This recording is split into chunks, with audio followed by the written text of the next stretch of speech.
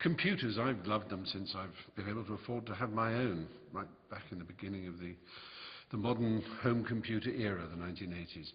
And I've owned a large number of different kinds of computer, and I've expressed publicly loyalty to this kind or that kind.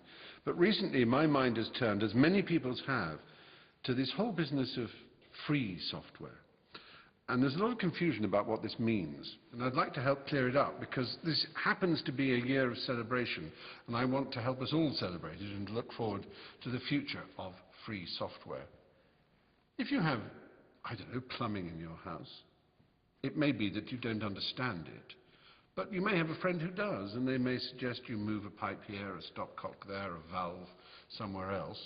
And you're not breaking the law by doing that, are you? Because it's your house and you own the plumbing. You can't do that with your computer. You can't actually really fiddle with your operating system. And you certainly can't share any ideas you have about your operating system with other people. Because Apple and Microsoft, who run the two most popular operating systems, are very firm about the fact that they own that. And no one else can have anything to do with it. Now, this may seem natural to you. Why shouldn't they? But actually, why can't you do with it what you like? And why can't the community at large alter and improve and share? That's how science works, after all. All knowledge is free, and all knowledge is shared in good science. If it isn't, it's bad science, and it's a kind of tyranny. And this is really where it all started. A man called Richard Stallman. He decided 25 years ago, to almost to this very date, he decided to write a whole new operating system from the ground up.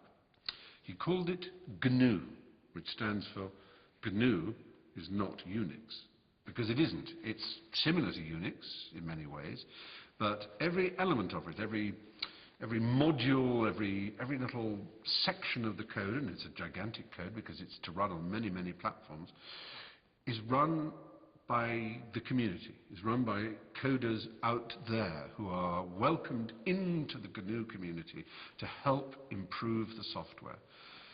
Every distro, as they're called, every distribution of GNU is tested and worked upon and refined by people whose only interest is in creating the perfect operating system that can be used across the spectrum of platforms by as many users as possible.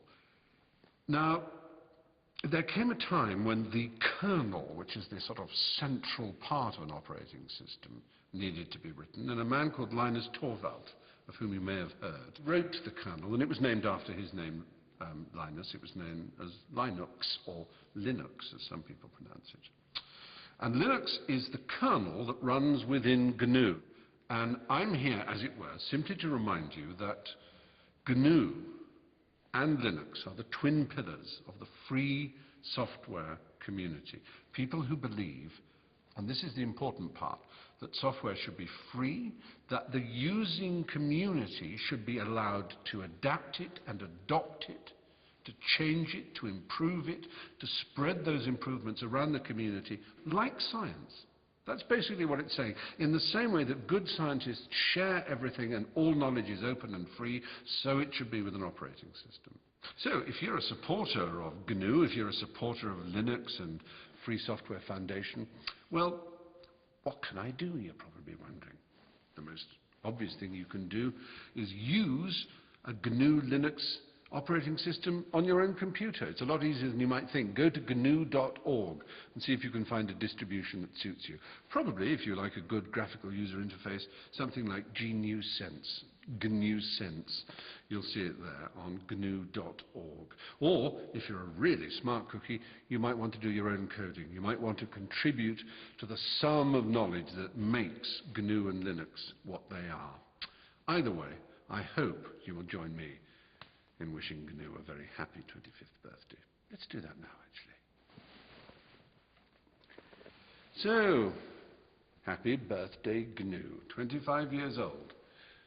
The operating system of the future. Freedom!